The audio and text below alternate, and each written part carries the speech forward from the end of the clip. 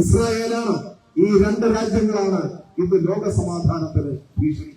ചരിത്രത്തിലുടനീളം മറ്റു രാജ്യങ്ങളുടെ പരമാധികാരത്തെ അംഗീകരിക്കാതെ തങ്ങളുടെ സാമ്പത്തിക സൈനിക താല്പര്യങ്ങൾക്കു വേണ്ടി ഏകപക്ഷീയമായ ആക്രമണങ്ങൾ, കൂട്ടക്കുരുതികൾ, ഉപരോധങ്ങൾ നടത്തിയ എത്ര അനുഭവങ്ങളാണ് അമേരിക്കയുമായി ബന്ധപ്പെട്ട് നമ്മുടെ മുന്നിലുള്ളത്. അമേരിക്കൻ സാമ്രാജ്യത്വത്തിനെതിരെ, ഇസ്രായേലിനെതിരെ മുദ്രാവാക്യം മുടക്കുന്ന യുവജനങ്ങൾ, മഹിളകൾ, തൊഴിലാളികൾ എല്ലാവരും അമേരിക്കയിലും ലോകമെമ്പാടും ഇന്ന് നടക്കുന്ന ഉയർന്നു വരുന്ന സമാധാന പ്രസ്ഥാനത്തിന്റെ ഭാഗമാണ്. ഇന്ത്യൻ ഭരണാധികാരികളുടെ നിലപാടല്ല, ഇന്ത്യയിലെ ജനങ്ങളുടെ നിലപാട് എന്ന് പ്രഖ്യാപിക്കേണ്ട സന്ദർഭമാണ്.